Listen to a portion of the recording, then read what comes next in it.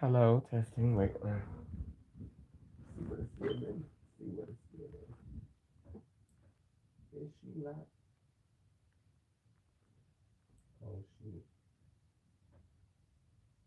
don't have no choice on her.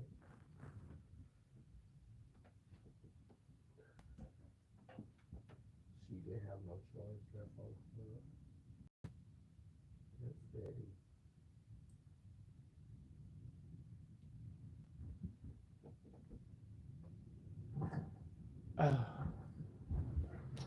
Oh, let me put some Vaseline on these lips because I struggled with whether or not I was gonna do this video because my lips are unbelievably chapped. Ooh, chapped in a whole nother level. You know when you get when you go through the unwellness, and I'm recuperating from the unwellness.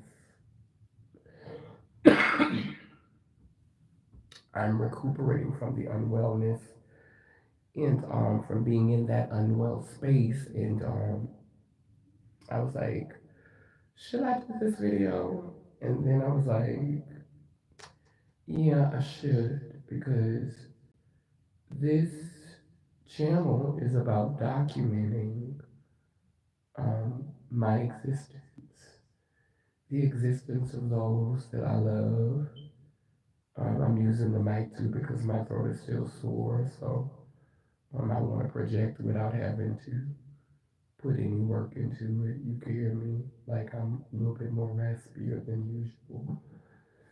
But yeah. So last week, um, I had this past week I had surgery to remove the lymphoma from my buttocks area, and I didn't really get pain from having it removed. It's not sore, but the trade off was that I got unwell.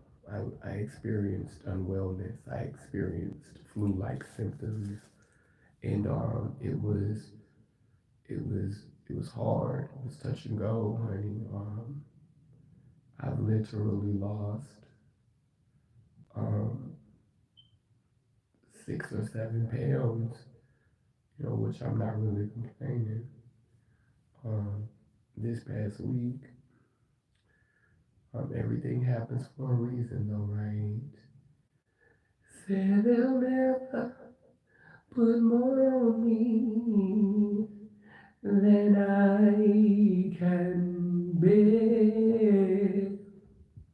Said they'll never put more on me than I can bear. Let me stop.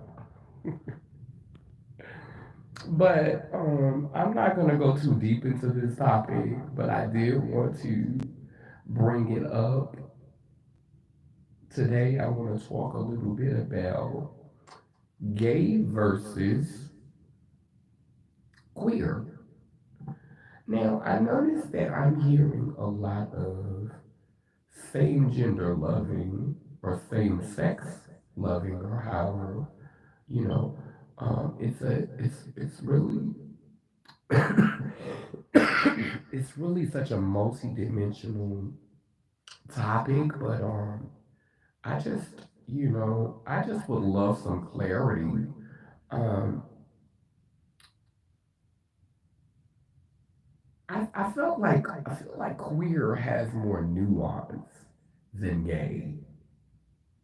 I feel like gay is just gay.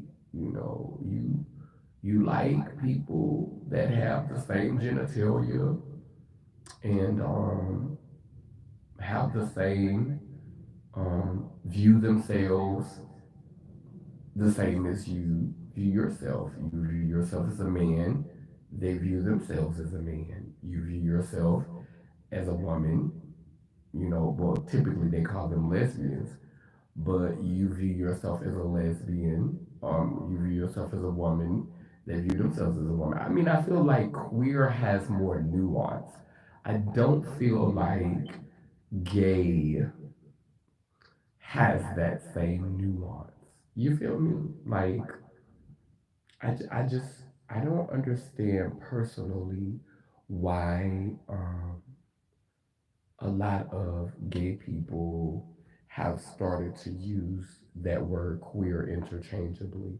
Now, I like to use the word queer because I am not just attracted to, um, I'm not just attracted to beings who identify as men. I mean, you were really like if we was playing this whole binary thing, like some girls identify as trans women and only are attracted to men, so they call themselves heterosexual trans women. Um, but I think their journey to womanhood is queer. My journey to who I am is of queer for a multitude of reasons. I am not just attracted to um, beings who identify as men. I am attracted to all kinds of beings, and my journey to be who I am was different. And so this is why I connect with the word queer, because my journey to becoming was different. And also, as far as my attraction, I am not just attracted um, to beings who identify as men or who are born with penises, and identify as men. Like, I'm not just attracted to a certain thing. So I just feel like the word queer. Um, I don't think that queer and gay should be interchangeable, because gay is meant to define a specific thing. Like, gay, if it wasn't, why do we have the letters at all? Why don't we just say queer? Why don't we just do away with the letters? Because again, gay is meant to define a specific thing. I don't think that it's interchangeable. I just don't see queer and gay as interchangeable. So I'm just curious, and I would like for y'all to give some feedback in the comment section as to what do you think about, this recent influx of black gay men who specifically date other beings who identify as men, now claiming the word queer. I just find it interesting. Most times when you hear queer, you are experiencing or meeting people whose identity and sexuality has nuances. It's not just bam, this is what it is. It's more multifaceted. It's layers to it. It's not just bam, this is what it is. What it's not that simple. Like queerness, which is the reason why I gravitated towards the word, is because it holds space for nuance. It holds space for um, to to give meaning to multifaceted and complex entities. But if you just attracted to black gay men, or if you're a black gay man and you're attracted to black gay men, or if you're a white gay man and you're attracted to white gay men, period. Like, you ain't even interested in trans men. Like, you really just like some cisgender men. Like, this is not queer. This is gay, and I just feel like there's a conversation. I just need clarity.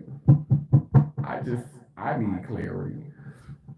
And I want to say this to black people in particular in this video. Um, when you give birth to something,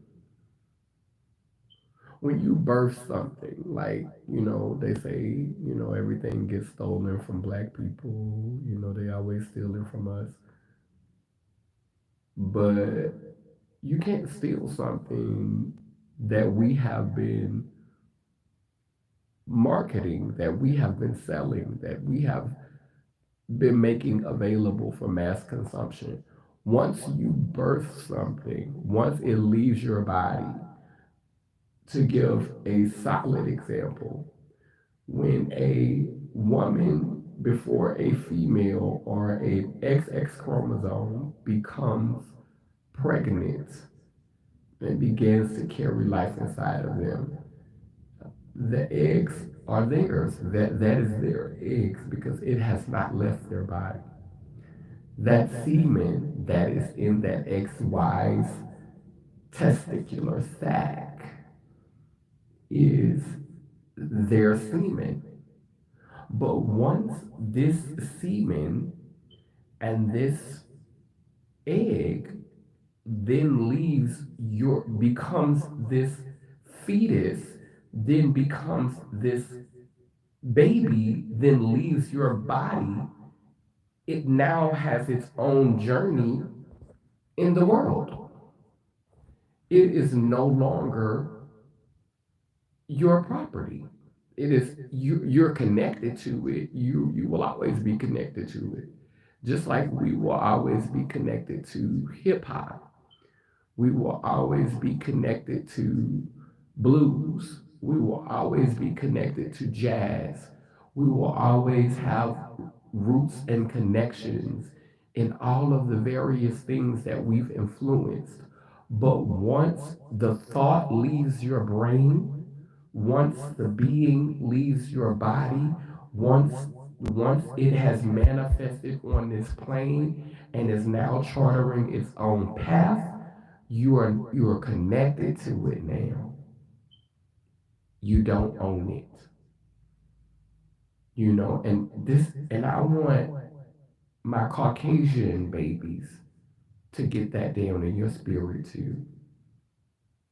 Cause y'all, a lot of y'all be thinking y'all own everything. That's why we have to get copyrights and trademarks and shit because of y'all.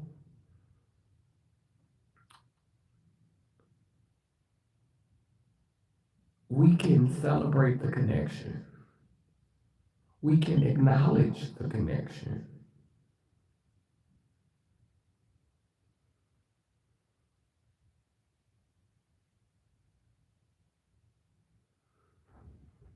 We can communicate and celebrate that there is a connection. But once it leaves your brain, once it leaves your body, it is no longer your property. And we say intellectual property, but once you birth it, once you release it, once you set it free, it is you no longer own it. You have a connection to it. And I wish that society could grasp that. I wish that we lived in a society that could grasp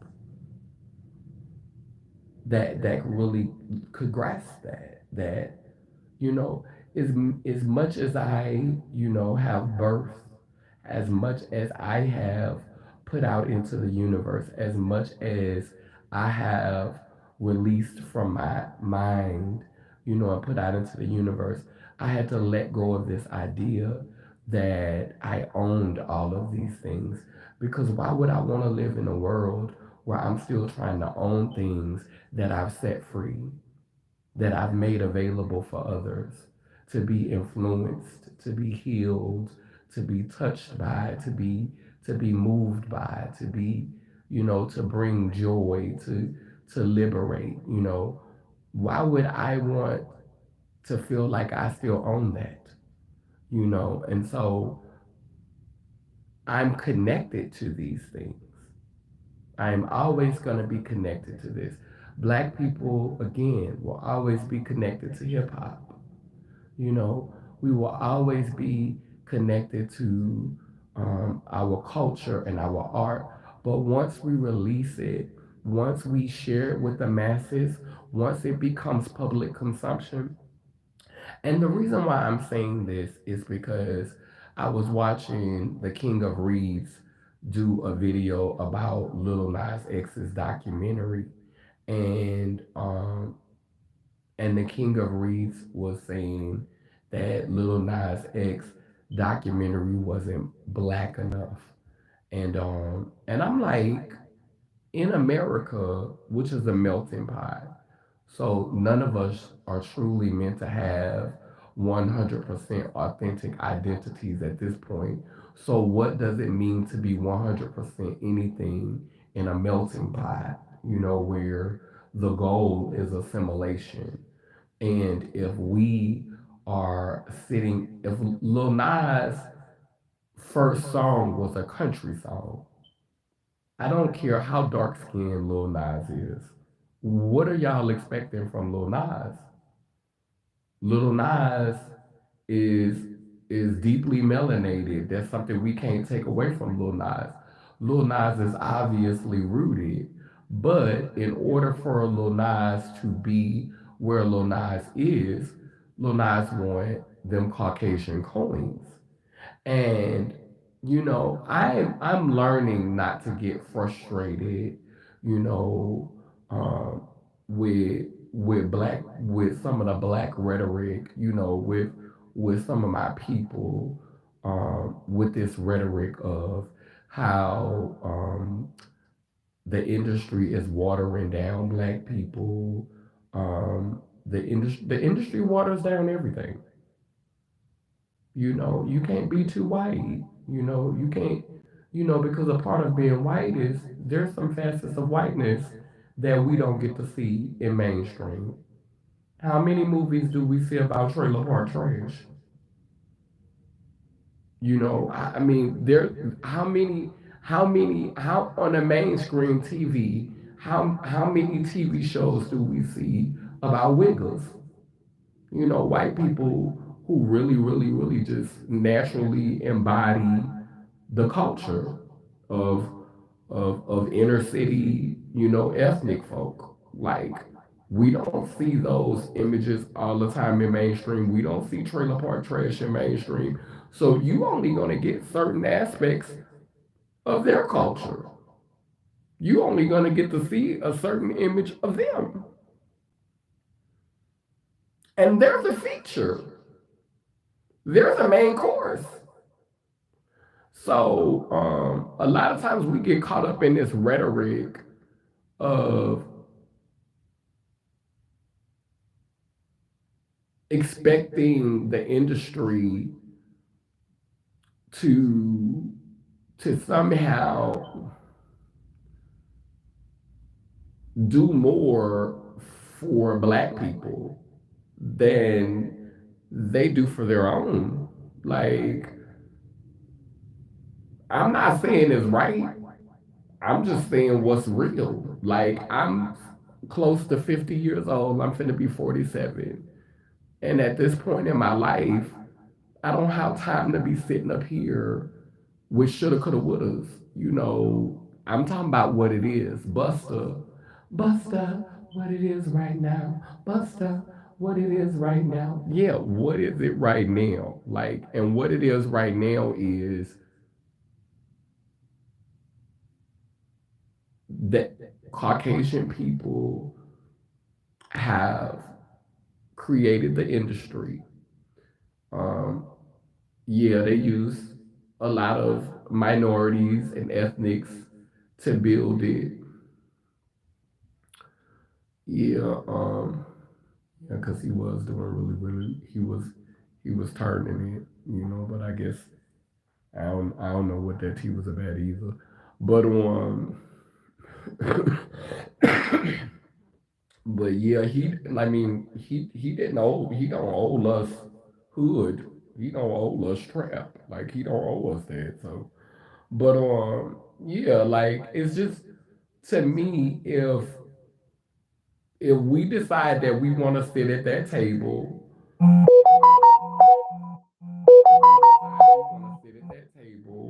and we want to, we want to eat from their plates, and we want to have their resources and have their access. If this is what we choose, if this is what we decide, then we have to be willing to accept what they serving. We have to be willing to accept. It's just the facts. This is how they are with one another.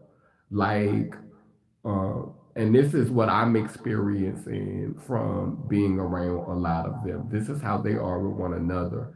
I was talking to one of my friends the other day, and we were talking about. I think they was talking to me about Donald Trump, and I was like, everybody say Donald Trump is this and Donald Trump is that, but for me, the only difference between Donald Trump and Joe Biden is Donald Trump is gonna stab you in your face, and Joe Biden gonna wait till you walk away and stab you in your back. And I mean, this is not me picking on either one of them. This is just me giving my perception of politics. There's two types of politicians for the most part. I do believe that there are some politicians who are genuinely trying to do the best that they can. I think that's most of them when they first come into the work. That's when they're excited and that's when they're passionate about it. But I think after a little while they realize, okay, this is like fighting an uphill battle. Let me just get in line and try to get what I can for me and mine. But I do think that some of them come in with the best intentions, and then reality sink in, and they be like, oh, okay, well, let me look out for me and mine. Me and my immediate folk. I think that's what tends to happen.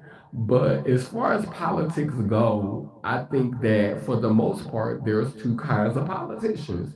There's the politician that's gonna grin in your face, wait till you walk off, and you unsuspecting and stab you in your back. And there's the politician that's going to boldly let you know this what the fuck I'm about to do. I'm about to do it right now, hate it or love it. And let me tell you something. I personally prefer the one that's going to do it in my face.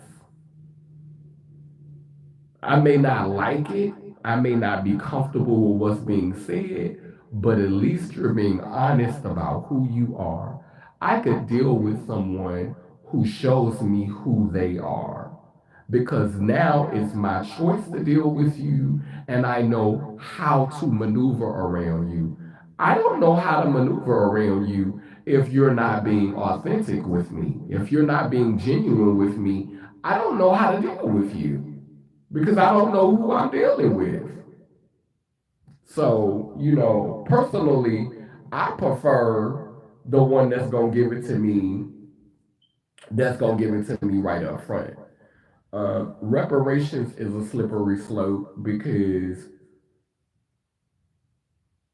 when you start talking about reparations based on skin complexion, you got Africans who have been coming into this country um, to become citizens since the conception of this nation. You have Jamaicans who live here. You have Haitians who live here. You have Dominicans that can pass for black. You have Puerto Ricans that can pass for black. So reparations is a slippery slope. It's kind of hard to decide how and who would get reparations because there are so many people. Yeah, there's so many people that have come that are immigrants that were not. that did not endure slavery, that did not have their land stolen from them, that would want them funds, that would want that money. So I don't think that it's an easy way to give out reparations because this country is full of immigrants. I mean, full of immigrants. And some of them have been here for generations. Like this country was founded by immigrants. You know, like we don't want to have that conversation. This is why these presidents don't have no problem with flooding the borders with immigrants and letting immigrants constantly come over here. They done lied and told half of us that we wasn't from here, got us feeling like we from Africa.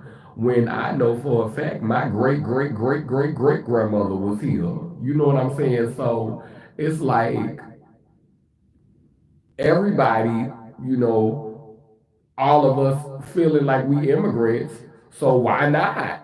You know, if you gonna give out money, then hey, they give. You know, this is no tea, no shade, but a lot of times the immigrants get more money than we get already, and they've been doing this since the nation started. They've been documenting immigrants since they got here. Yeah, they've been doing this. This is nothing new. Like this nation has always favored immigrants. We need to look into Ellis Island. Yeah, they've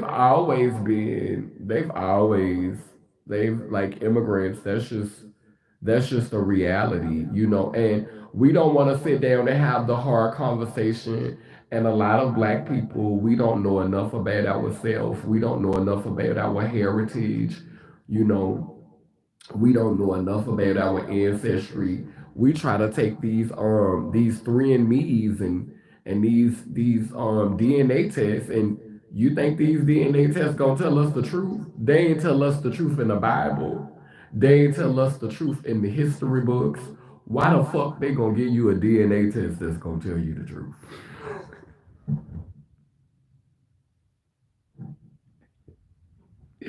If anything, if anything, they gonna highlight the points on the DNA test that maybe have some truth in them. You don't think the government, you don't think the government, our ancestors believes us in a way. Oh yeah, they get money off of our social security numbers. Chael, this is a whole there's so much that can be said about that. Like you already know if something happened to us, the government get money. That them it says them social security numbers. They that's why they maybe we that's proof that we property. It's when you participate in this matrix and you get them numbers, you become.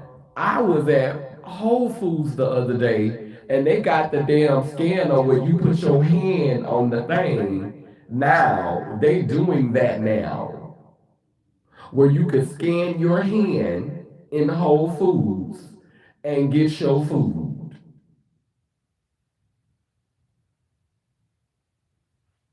I don't know if I would. I mean, I think it probably would tell us who we were, but I don't think that they would show us that. Like, I think you gotta do like research to find out all of that.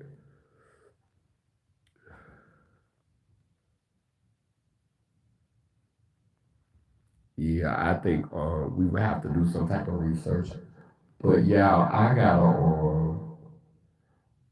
like a chip in your hand, like Apple Pay. Yeah, I was gagging. I was in the store. I was in New York earlier this week, and I was in the store and I was looking, and they got the thing where you scan your hand, not your phone, your hand. So they just started chipping people's hand. Like this shit is real. It's we as property, bitch.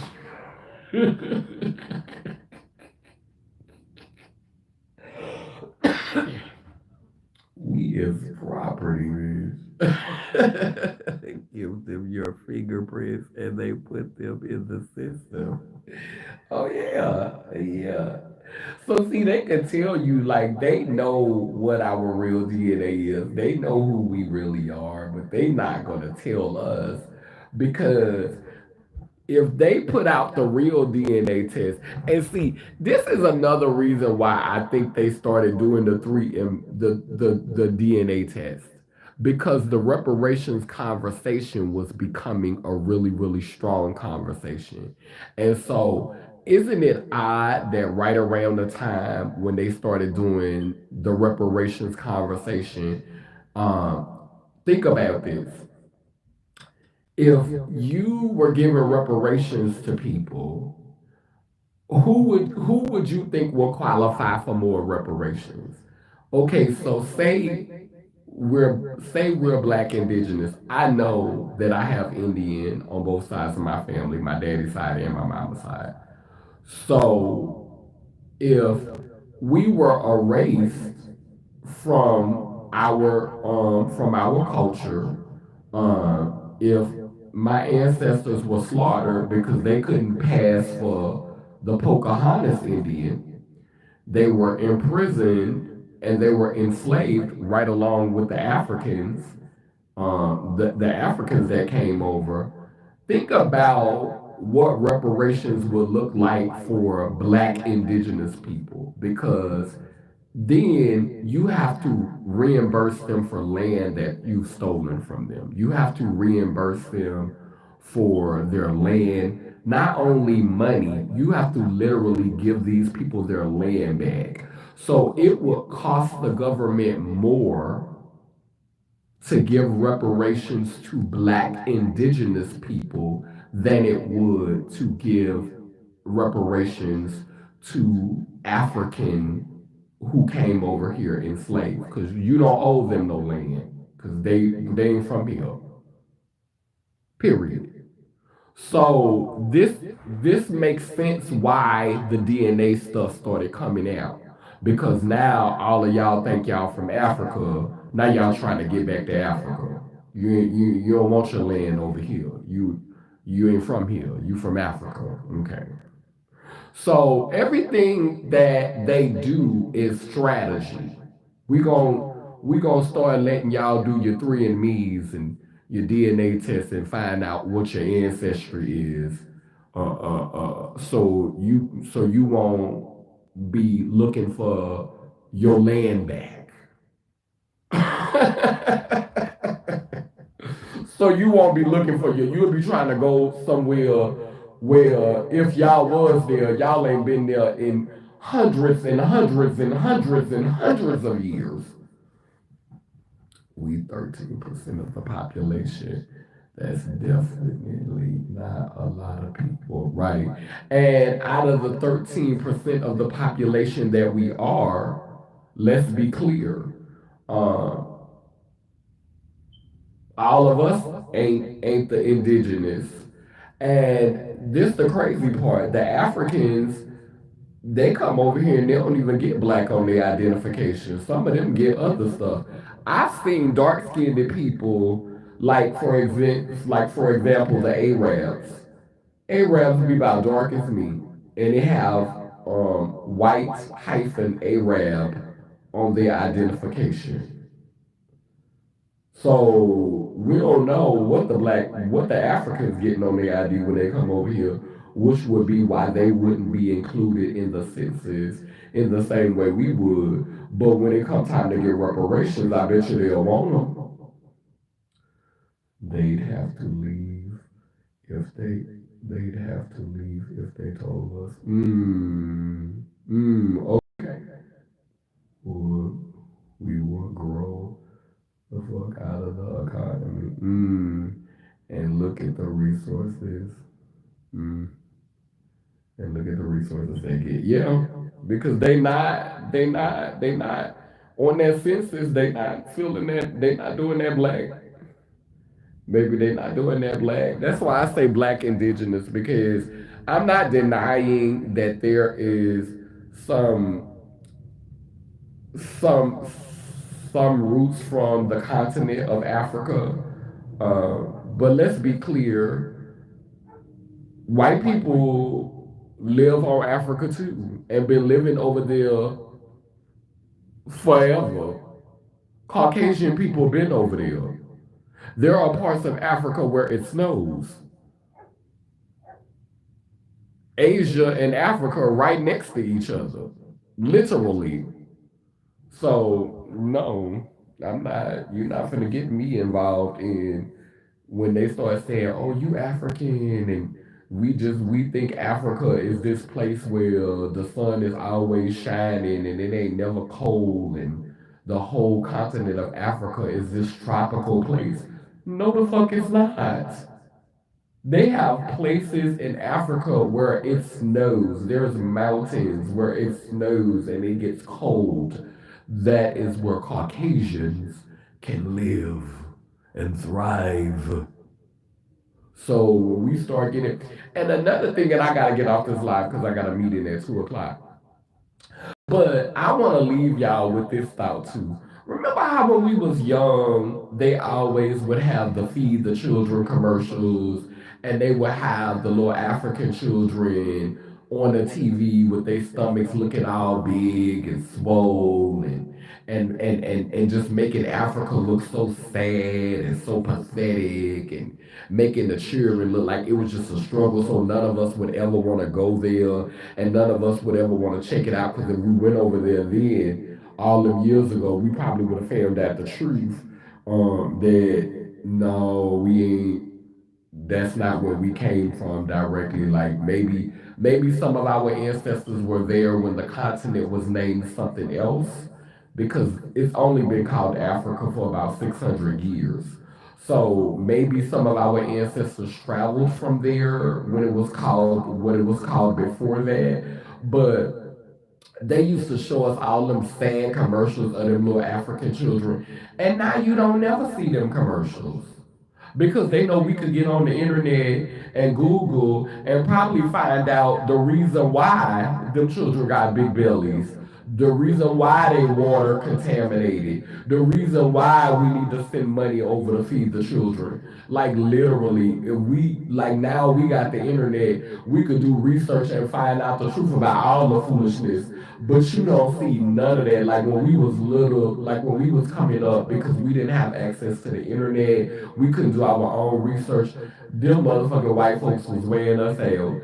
Feed the children, look at the children, gnats and flies flying around. Now we look at the internet and we see all of these positive and powerful images of Africa, and we seeing, and I lived over there for 9 months, and I'm telling you, even the most impoverished, the most poor, they were not sad.